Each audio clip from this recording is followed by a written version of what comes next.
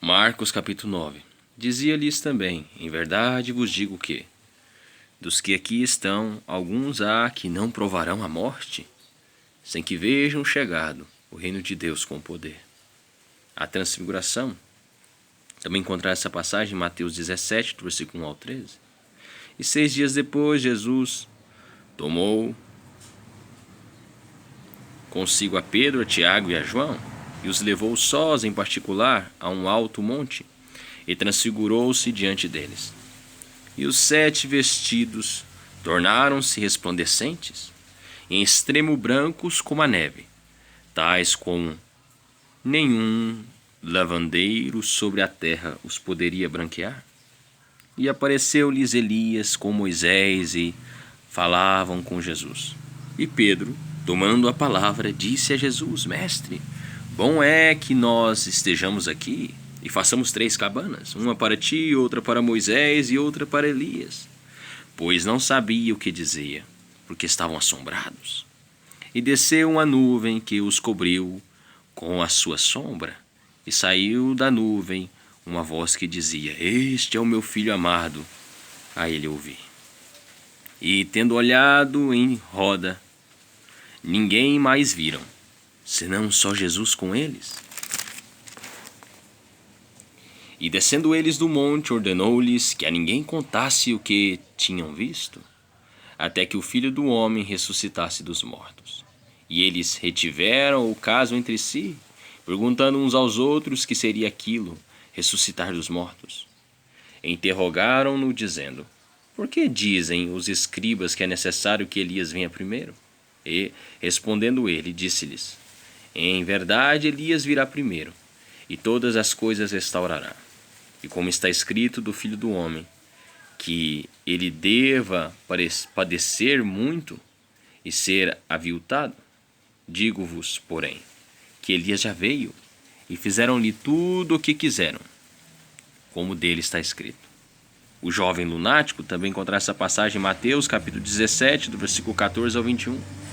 E, quando se aproximou dos discípulos, viu ao redor deles grande multidão, e alguns escribas que disputavam com eles.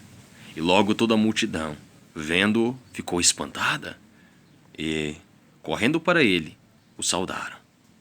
E perguntou aos escribas: Que é que discutis com eles? E um da multidão, respondendo, disse: Mestre, trouxe-te o meu filho, que tem um espírito mudo. E este, onde quer que o apanha, despedaça-o, e ele espuma e range os dentes, e vai-se secando. E eu disse aos teus discípulos que o expulsassem, e não puderam. E ele, respondendo, lhes disse: Ó geração incrédula, até quando estarei convosco? Até quando vos sofrerei ainda? Trazei-mo. E trouxeram. E, quando ele ouviu, logo o espírito agitou com violência, e, caindo endemoniado por terra,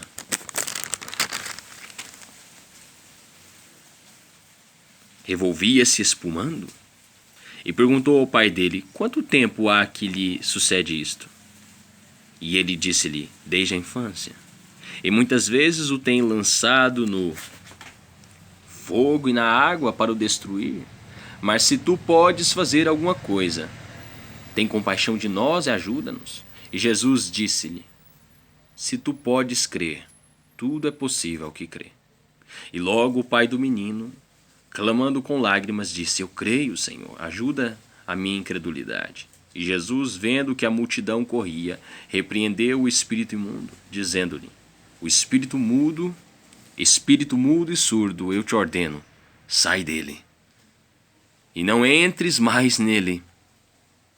E ele, clamando e agitando-o com violência, saiu, e ficou o menino como morto, de tal maneira que muitos diziam que estava morto. Mas Jesus, tomando-o pela mão, o ergueu, e ele se levantou. E quando entrou em casa, os seus discípulos lhe perguntaram à parte: Por que o não pudemos nós expulsar? E disse-lhes: Esta casta não pode sair com coisa alguma, a não ser com oração e jejum.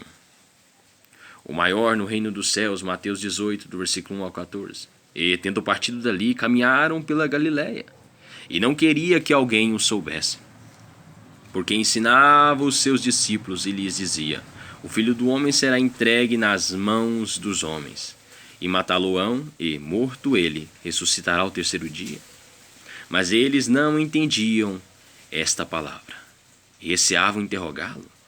E chegou a Cafarnaum, e, entrando em casa, perguntou-lhes: que estáveis vós discutindo pelo caminho? Mas eles calaram-se, porque pelo caminho tinham disputado entre si qual era o maior. E ele, assentando-se, chamou os 12 e disse-lhes: se alguém quiser ser o primeiro, será o derradeiro de todos e o servo de todos. E lançando mão de um menino, pô-lo no meio deles e, tomando-o nos seus braços, disse-lhes: qualquer que receber um destes meninos em meu nome, a mim me recebe, e qualquer que a mim me receber, recebe não a mim, mas o que me enviou.